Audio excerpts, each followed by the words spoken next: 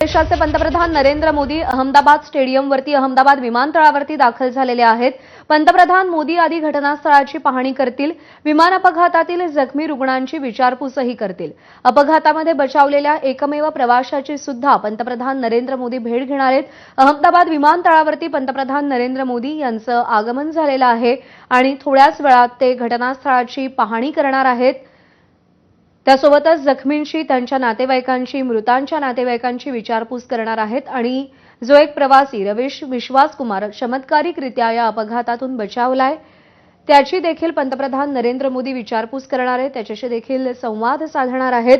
काल हा विमान अपघात झाल्यानंतर पंतप्रधानांनी गृहमंत्री आणि नागरी उड्डाण मंत्र्यांना तातडीनं अहमदाबादला जाण्याचे आदेश दिले। सगळ्या अधिकाऱ्यांशी संपर्क साधून जेवढी आणि जी मदत करणं शक्य आहे ती सगळी मदत देण्याच्या सूचना त्यांनी केलेल्या होत्या। एक्सवर पोस्ट करत त्यांनी शोक देखील व्यक्त केला होता। गुजरातचे माजी मुख्यमंत्री विजय रुपाणी त्यांच्या कुटुंबियांची देखील पंतप्रधान नरेंद्र मोदी भेट घेणार आहेत आणि पंतप्रधान नरेंद्र मोदी यांचं अहमदाबाद विमानतळावरती आगमन झालंय, ते दाखल झालेत। थोड्याच वेळात घटनास्थळाची पाहणी करतील। काल या विमान दुर्घटनेमध्ये विमानातून प्रवास करणारे सगळे प्रवासी दगावले, केवळ एक प्रवासी चमत्कारिकरित्या बचावलाय, त्याची देखील पंतप्रधान नरेंद्र मोदी विचारपूस करणार आहेत। भारताच्या इतिहासातला हा सगळ्यात मोठा विमान अपघात मानला जातोय, कारण 241 प्रवाशांचा, ज्यामध्ये क्रू मेंबर्स सुद्धा आहेत, त्या सगळ्यांचा यामध्ये मृत्यू झालाय। ज्या इमारतीवरती हे विमान कोसळलं ती इमारत होती बीजे मेडिकल कॉलेजच्या हॉस्टेलची। तिथले देखील 15 डॉक्टर मृत्युमुखी पडलेले आहेत, तर अनेक जण गंभीर जखमी आहेत। 5 जणांची प्रकृती अत्यवस्थ असल्याची देखील माहिती मिळतेय आणि या सगळ्या जखमींशी देखील पंतप्रधान नरेंद्र मोदी संवाद साधणार आहेत। हा विमान अपघात झाला त्यावेळी एक खूप मोठा आगडोंब उसळला। काही वेळापूर्वी आपण ती दृश्य पाहिली की लोक कशा पद्धतीने जीव मुठीत घेऊन सैरावैरा पळत होती।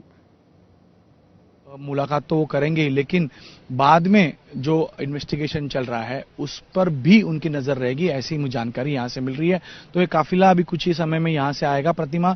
और जैसे मैं कह रहा हूं कि विजय रूपाणी का एक पर्सनल एक उनके लिए पीएम मोदी के लिए एक लॉस है, क्योंकि विजय भाई के साथ में संगठन का काम उन्होंने किया था। विजय रूपाणी के साथ कई एक लंबा नाता उनका रहा है एक संगठन के कार्यकर्ता के तौर पर, तो वो तो है ही, लेकिन हर व्यक्ति जो इसमें आज इस हादसे में जिनकी जान गई है वो हर व्यक्ति से कनेक्ट पीएम मोदी कर रहे हैं।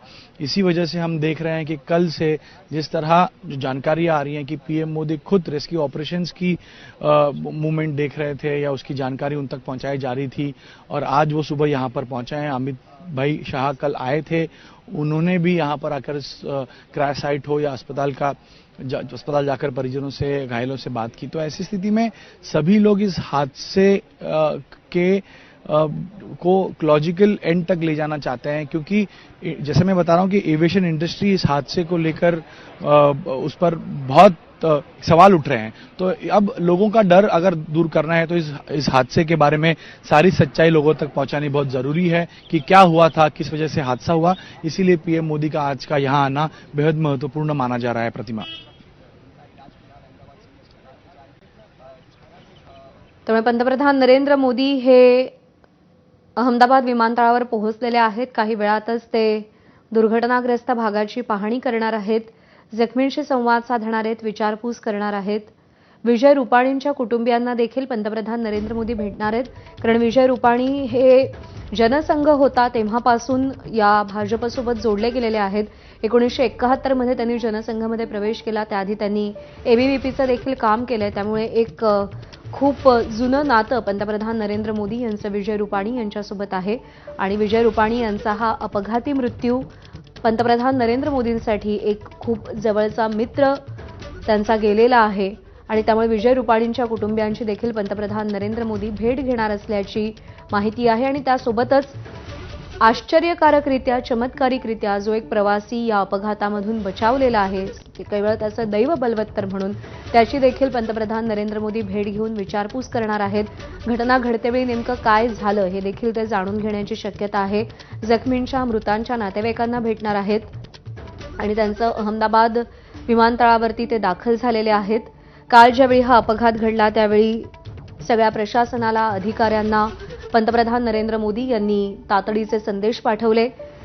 नागरी हवाई उड्डाण मंत्री, त्यासोबतच केंद्रीय गृहमंत्री अमित शहा यांना देखील पंतप्रधान नरेंद्र मोदी यांनी जी आणि जेवढी मदत शक्य होईल ती सगळी करा असे आदेश दिलेले होते. काल केंद्रीय गृहमंत्री अमित शहा आणि नागरी हवाई उड्डाण मंत्री देखील अहमदाबादमध्ये येऊन गेले. त्यांनी या सगळ्या घटनास्थळाची पाहणी केली.